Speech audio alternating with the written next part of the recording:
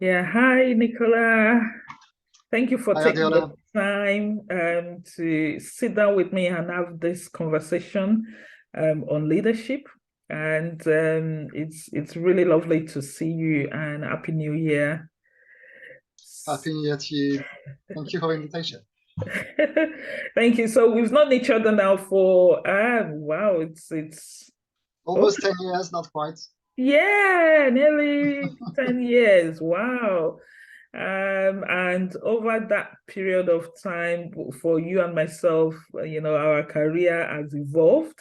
Mhm. I've definitely learned something about, leadership during that time as well. And we're still learning about leadership as well. Um, but before we go into the conversation, can you just briefly just introduce yourself and what you currently do at the moment? Sure. So I'm a finance professional, became executive committee member of an international NGO about 3 years ago, and currently, since November 22, I have been director for finance and corporate services for the Science Museum Group, which is a group of 6 sites promoting science, technology, engineering, manufacturing in England and wider. And in this role, I'm in charge of finance, of IT, of procurement and legal, and part of the executive team. Well, sounds like a very interesting role, and not just finance, which is your background, but cutting across business support. And yeah, it's really interesting. So, what does leadership mean to you? Mhm. Well, it's a very personal question. I don't think there's any right answer, but to me, I would say it's two things mostly. It's about a personal attitude and a certain type of action. So let me take both aspects in turn. The personal attitude of a leader is one of trust and care, in my view, and these words are very loaded and important words. So the trust attitude is very much how you as an individual see people around you, in your immediate team, your colleagues, your organization. Um, and it's whether you start with a positive intent, whether you do put faith in them as basically people who you can collaborate with and who bear no ill will towards you or anyone else. And that seems obvious, but in my experience, a lot of leaders move into clever political games, and so that initial trusting attitude is not present quite often. And what goes with it then is the care, because if you do believe that everyone is truly on the same boat, truly wanting to collaborate with good intents, but not always succeeding, then you're going to care about the issues and the people that are facing these issues, and you are then, as a leader, going to really try to do your best to help these people. So, as you can see, it starts with that attitude about how you see your work environment and the world, and then a certain type of action. To me, a leader is someone who wants to be the lamplighter and not the brightest light in the organization. So again, there's what to me is a common misconception that the leader is some kind of hero, and leadership is about trailing a path and getting everyone to follow you blindly towards God knows where. My vision of leadership is a bit different. It's about to say you're here to throw the light on the environment, on the challenges and the opportunities, um, and you're here to help your team achieve their full potential and plow the path. Uh, So you're the person who will light the lamp, but also who will be ready to turn off the lights if really things go drastically wrong and you need to take action. So in 2 words, I would say this combination of personal attitude and a certain type of action, I would summarize as saying leadership is about unlocking potential. And it's about unlocking your own potential as an individual, to become a better person first, and then wanting to sincerely unlock the potential of your team and wider. So not just the immediate area of responsibility, but your colleagues, your all staff in your organization, and really wanting to see everyone be at their best and do their best. I think I would finish by saying what I described, of course, applied to a professional setting, but you could, I think, also apply most of it to personal setting, and say that in a family context, in a friends and relatives contexts, these these types of attitudes and actions can also be extremely powerful. Thank you so much for that. Really quite interesting. I hear a lot about people, other people, whether those that are within your team or in your area of influence, whether it's at work or at home. And it seems that there's also a big element of relationship as well. It's about attitude and action. So the attitude you demonstrate, and also the actions that you take. And I like your idea of lighting the lamp. I always use being the light, and also understanding there are different types of light. So as a leader, it's not you don't necessarily need to be the light that shines the brightest. You give space to others, and yeah. So can you share someone that inspires you or has inspired you and has made a direct impact on your life, and why? Yeah, I mean, I'll talk about real leaders that I met and had impact on me, and also a couple of books that I think were really, really important for me. So the first leader was back in my housing days. So I worked in social housing in London, and that person was a deputy finance director at the time, was called Rashid Lelou, and he had been put in charge of a big IT implementation project, which was about implementing an enterprise resource planning system, which would do a lot more than finance. Will cover also purchasing and other aspects of housing, etc., etc. So it was a very big deal, the largest project that the organization had undertaken to date. I had put myself forward to lead a part of this project, was retaken to a team, and I will remember to my dying day the kickoff meeting when we were around 5 people around the table, including Rashid.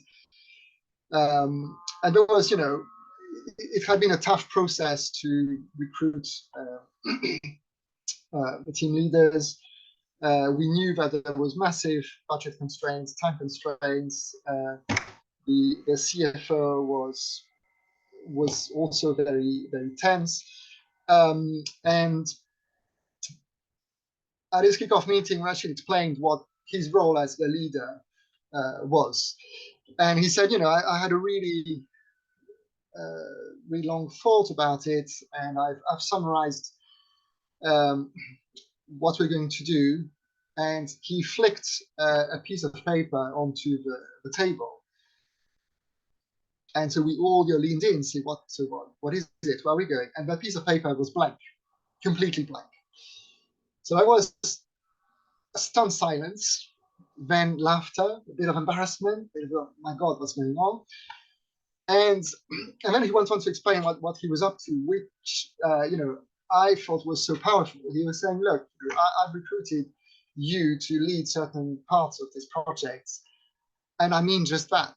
Don't expect me to tell you on a daily or weekly basis what to do. You are in charge from A to Z of the specific components. I will, of course, advise, I will coach, facilitate, etc. But you guys are in charge. And I felt this message of empowerment and trust again was so powerful that from day one it completely changed the mindset and the atmosphere of the delivery team for this project. And perhaps unsurprisingly, after quite a few hard months, we delivered on time and on budget. And yes, we went through some very tough times, but the sort of bonding and trust of the team remains quite high. And I do believe this was absolutely and definitely due to the leadership style adopted, which was both light touch and trusting, and it got the best out of every one of us. So here's one person that truly had a big impact on me. I think probably another one is so Andrew Dickoff, who is a CFO who became a CEO, who then went on into coaching, consulting, and Andrew basically was at one stage, probably about 7 years ago, actually, my coach. And my question to him was, how can I get to that executive level, that C-suite level? Because I was at a stage in my career where I felt I had managed by myself to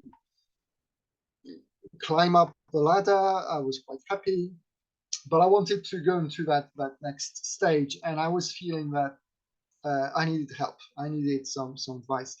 And basically, I had a sort of mock interview with Andrew, and he gave me some absolutely devastating feedback on how I was presenting myself, how I was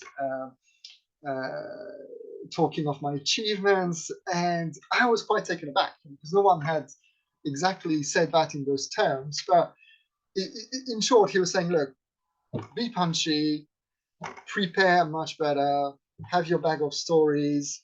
As it stands today, you're just not convincing enough. You don't make the cut. You're not going to get where you want to. You listen to me. You're not good enough. And I really cherish that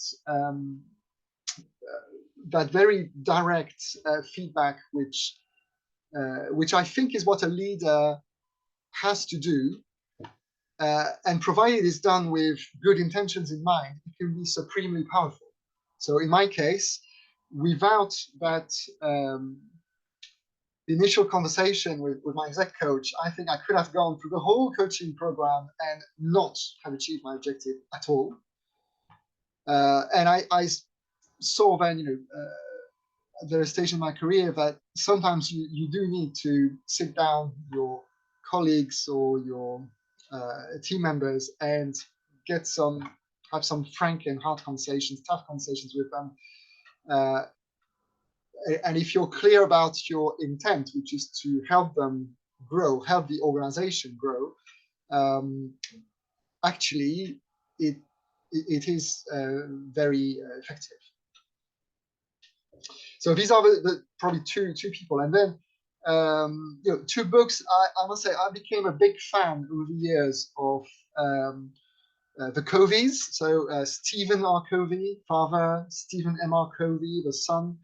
The father wrote probably about 35 years ago a book called The 7 Habits of Highly Effective People, and it's been in print continuously, multi-million copies sold worldwide.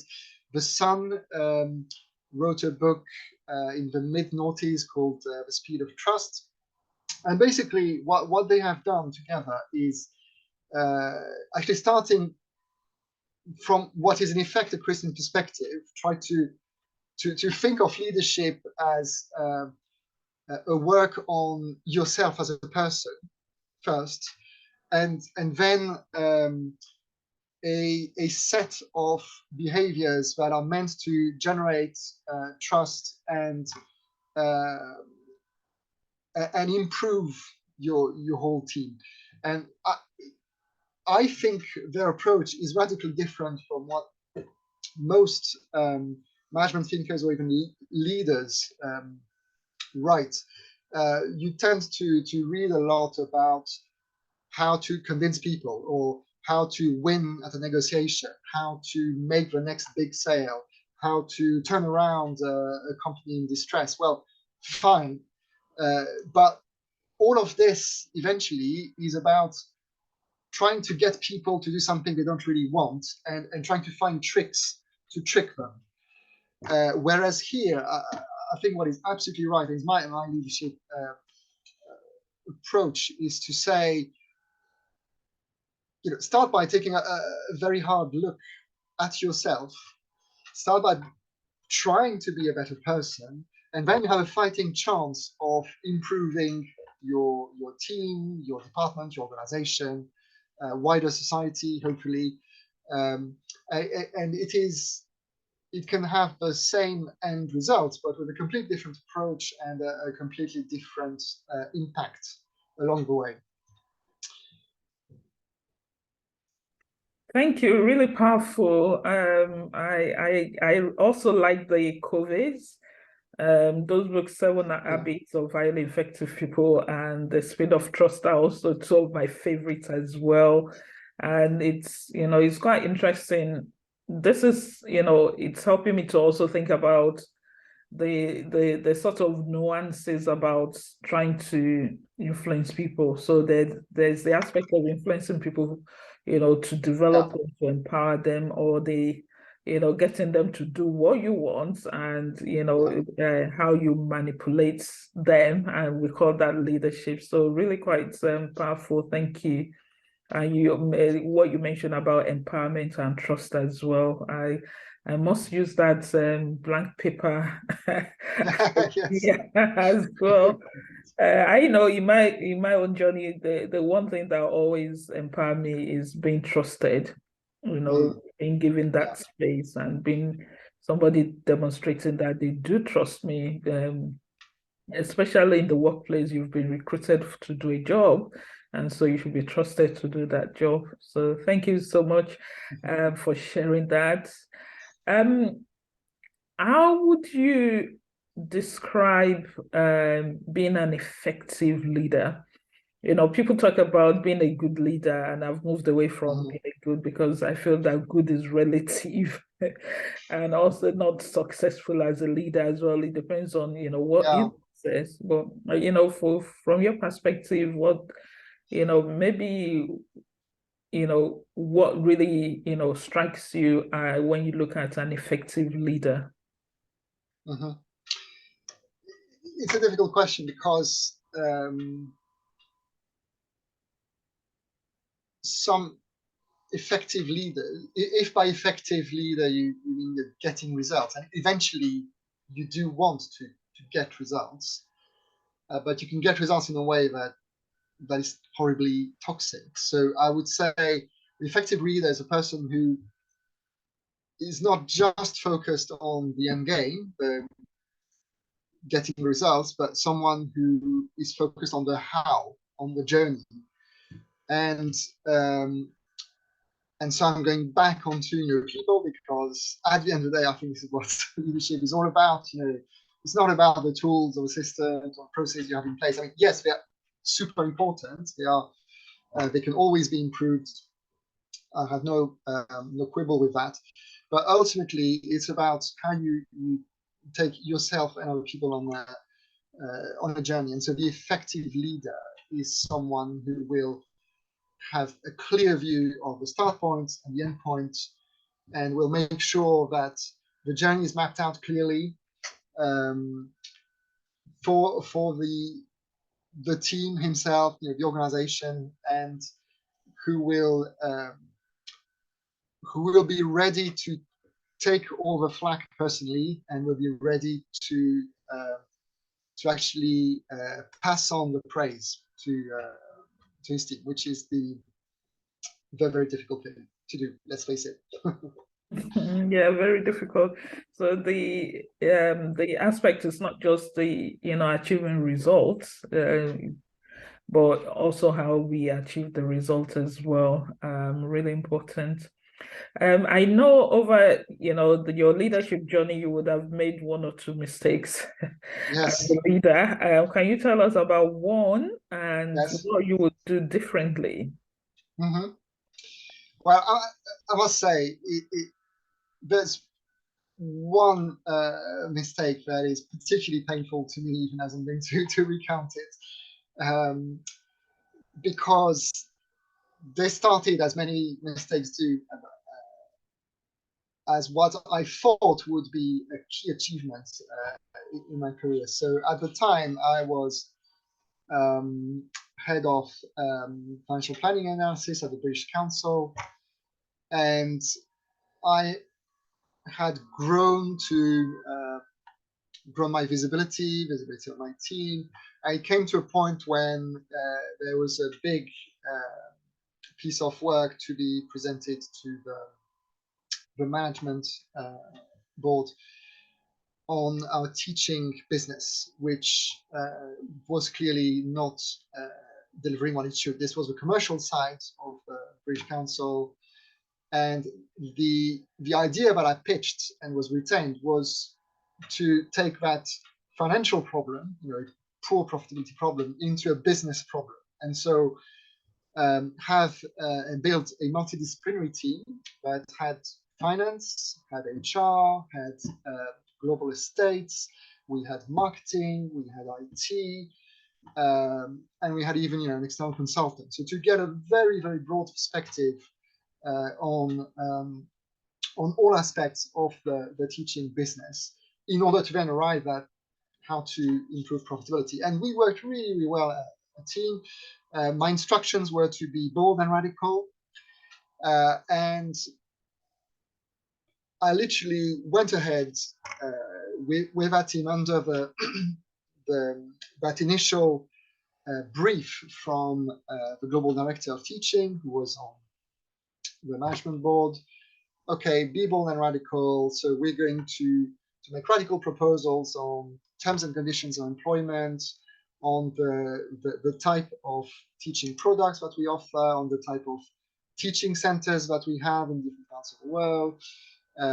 We thought as well about pricing. And we came up with this bundle of proposals, which I felt were, really stunning piece of work. And I remember presenting that to the global director, who went ballistic, and said, who do you think you are? How can you even think of this stuff? This is going to set fire to the organization. Just the terms and conditions element of your proposal alone is going to get people up in arms. And what happened is that the presentation to management board that never happened. And the global director claimed that the work had never been completed, in fact, due to other work priorities. It was quite extraordinary. So to me, I had as you can imagine, a stunning blow to me personally, to the team that I had led, together, realizing, oh my goodness, all of this work over months for nothing in the end, literally shredding the documents produced.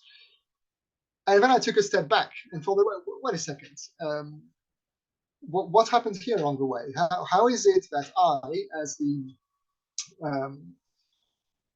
the head of FPNA at the time and the leader, how is it that I was surprised at the global director's reaction? What is it that I didn't do, that I didn't spot along the way? And then, of course, I realized that I had been sort of blinded by the initial brief and the initial words of encouragement, and I had gone down a blind alley thinking that I would have the support of this executive no matter what, and I had taken to literally the instructions to be bold and radical. Whereas, of course, what I should have done is pave the way to some very difficult conversations about various elements, including terms and conditions of employment, and do that over the course of a month as we were forming our thoughts, and then bring the director to a place where the actual presentation to him would have come as a slight surprise or no surprise at all. So as you can see, I have here an interesting mix of what I think is one of the best pieces of work technically that I did in my career. That turned out to be a resounding failure because it was never acted upon. But that also became a massive learning point for me as to the importance of keeping lines of communication open, always anticipating reactions to potential bad news, and being more generally 1 or 2 steps ahead of your boss, especially if that boss is an executive member. Wow, gosh. What an experience. I can just imagine, the sort of hard work. Have you had the opportunity to do something similar since then using this experience? Can you repeat your question? Sorry. Yeah, I was saying, have you had the opportunity to use that experience in something similar because it felt like it was a change that was required, and yeah. Well, actually, yes, very much so. It's the story of my time at BBC Media Action when I was chief operating officer there, and basically my brief when I came in was both from the CEO and the chair of finance committee. Finance is broken, go ahead and fix it.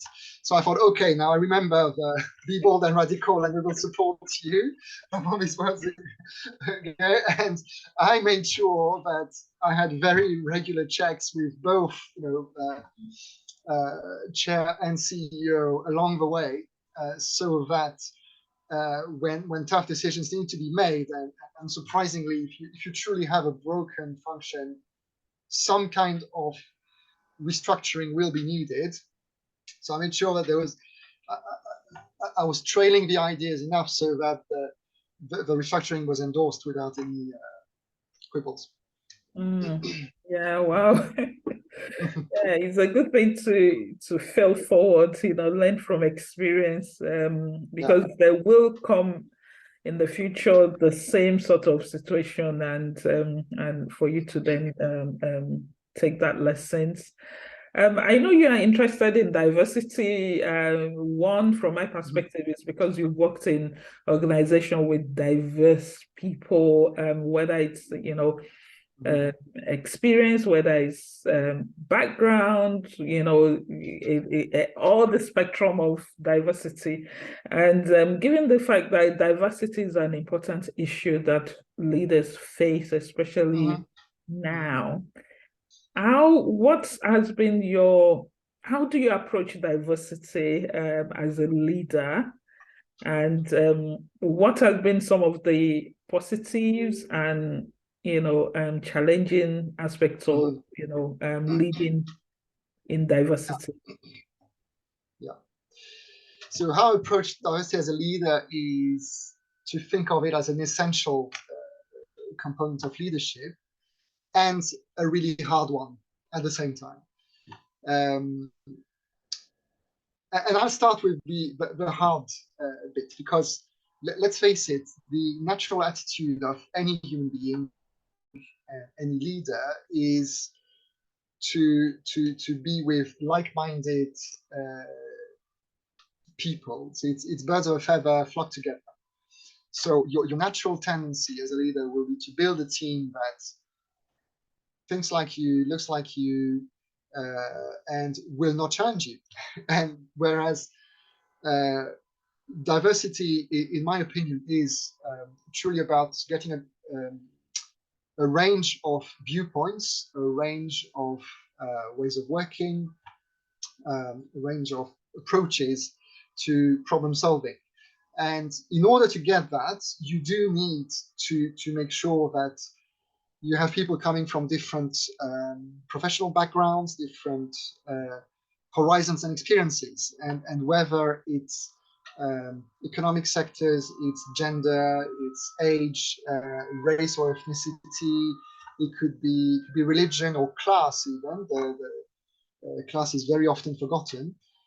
Unless you have that mix of aspects represented across your team, you will not get the diversity of approaches and viewpoints.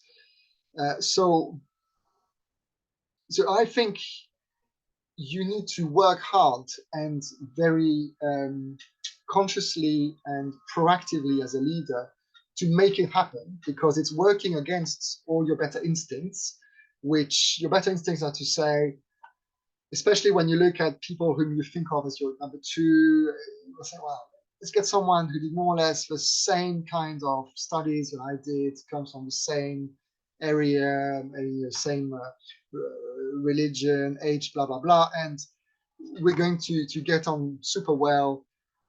Yes, true, but you're not going to get what diversity brings, which is this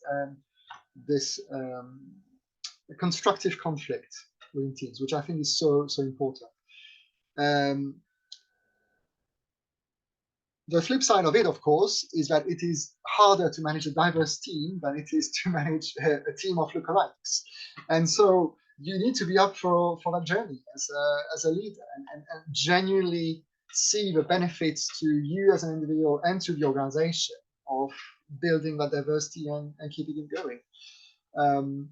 A good example, I would say, Adiola, is that once upon a time we were colleagues, and it's fair to say if I compare the start of our working relationship with the end of it, it's very different, right? And why is it? Because we're very, very diverse. We have very different ways of looking at problems, and the different backgrounds and different everything. So naturally, we both need to make an effort or needed at the time to make an effort to say, okay, well, where's she coming from? Why is he saying that? Why do we have a disagreement here? And I think when we made that journey, we ended in a superb place in a relatively short period of time. So I would say diversity, be always on the lookout for more, but be also always acutely aware of the hard work it takes to keep it going and to make it successful. I want to come back to the hard work, and just to say, in terms of our own relationship, one of the things that in a funny way that always comes to my mind in terms of our working relationship is the fact that I always think that now Nicolas knows a lot more about African women's hair, because that used to amaze you every time. It's like, what's your hair? What's that? So that's a understanding you've now gotten. So you spoke about how difficult it is and how challenging it is, and that will lead me to my next question. As for somebody who is already a leader and wants to grow as a leader, and maybe this will be their first time of working in a diverse, context, people that is not their natural style or inclination, their comfort zone. Yeah. What tip would you give the person in terms of navigating the challenge? Well, I'm all for transparency and intent. So transparency would be to in my case, sit down with the team, or start just with the team leader and say, look, this is a new situation for me facing. I'm used to lookalike teams. This is very diverse. I'm going to need some help and support. So be open about the fact that you're not comfortable with that. There's nothing wrong with this. On the contrary, I think it is the first step on the journey, because you make yourself, you share your self-awareness. You will be taken in a positive light, and once you've done that, then you can work on the action plan. So what is it that you need support on? So I remember, for instance, to make it very very relevant. I mean, all these years ago, probably 21, 22 years ago now, I, as part of the recruitment process, I had a candidate who stubbornly refused to look me in the eye and was looking at the ceiling, was looking at the floor, was looking right, left, and he was very good technically. I wanted to hire him, but oh my God, can I hire someone who will never look me in the eye? I can't work like that. And then I thought, okay, there's something here that I don't get about this person. And it happens that he was of Ghanaian heritage, and I had a person on my team who was also of Ghanaian heritage. So completely outside the HR processes, I said, look, tell me what's been happening in this interview, and I described it. And basically, the lady at the time said, look, it's very simple. You have a candidate who is showing real respect for you because you're the manager, you're the hiring manager. And he's coming from a cultural background where you will not look your elder or your superior directly in the eye, fixedly, because it's going to be seen as insulting. And that basically completely changed my perspective on the candidates. So I hired him, and he did fantastically well in the job. And also then, after hiring, could have the proper conversation with him to say, look, here, we're in London. I understand what you did during the interview, but please try to work on different body language moving forward, because that's going to be misinterpreted. And to summarize on the points, it means if you are open about your lack of awareness of what diversity means and that you need help, then chances are you will seek help, and you will get the advice you need to get a better understanding of what's at stake. And then you will apply that understanding and make the right decisions. Thank you so much about that tip. The self-awareness is important, and I also hear about giving feedback as well. So coming to sort of the final bit of our conversation this morning, what would be your top 3 advice to emerging leaders? Mm-hmm. Well, I think top 3 advice, I'd say some of them I probably gave along the way, and so I apologize. But I really believe in focusing on yourself first as a leader. So growing your self-awareness, genuinely trying to become a better person. And that means listening to negative feedback and being ready to hear very unpleasant truths about yourself along the way, and working on what you hear. That would be the first thing. The second thing is, I would say, it's about targeting your efforts, because the minute you start becoming more self-aware, and the minute you start truly listening to genuine feedback and the less pleasant part of that feedback, then you're going to be overwhelmed because you realize, oh my God, I'm so far off the wonderful leader that I aspire to be. How on earth am I going to get up there? So the targeting is important. It's about saying, okay, what am I good at currently? I need to become excellent at it. I need to really grow that. And what am I not good at? Based on that feedback, I will never be excellent at it. Yeah, let's face the hard truth. I will never ever be excellent at it, but I can, through hard work, become good enough, and good enough as part of a leadership team. And then, if I'm excellent on some aspects, good enough on the others, I'm a well-rounded leader. And through the teams that I will build, I will make sure that my weak spots are covered by people who are excellent on these aspects. So that would be the second one, the targeting, super important.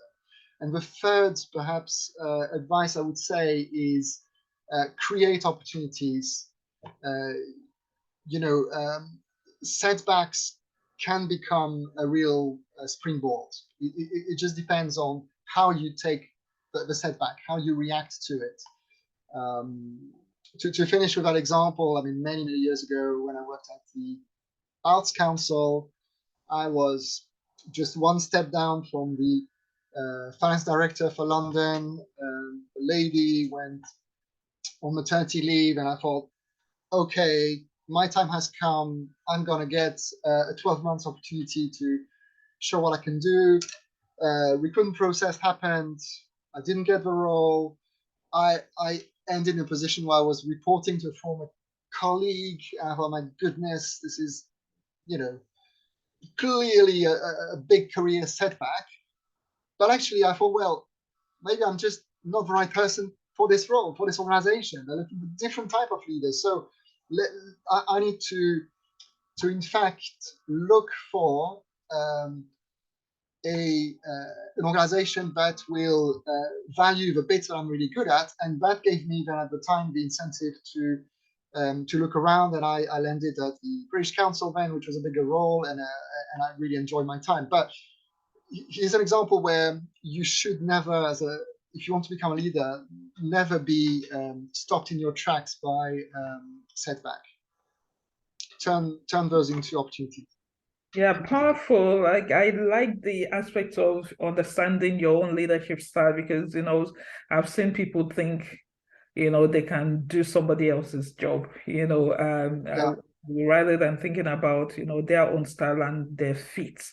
So so many nuggets, Nicolas. Like, we can go on and on and on. I've stopped myself actually probing more. So because there's so many exciting things that from your experience that I would like to learn more about. But thank you for taking the time for this conversation. And my hope is that anybody listening or watching this, they've taken a lot of nuggets from your own leadership journey. And I know it's not the end, so we're in this together. Empowering and developing others to become, better leaders for themselves and also for the people that they do influence. So thank you so much for taking the time, and I wish you all the best in your new role. Thank you so much, Adela. It was a really refreshing conversation. Thank you.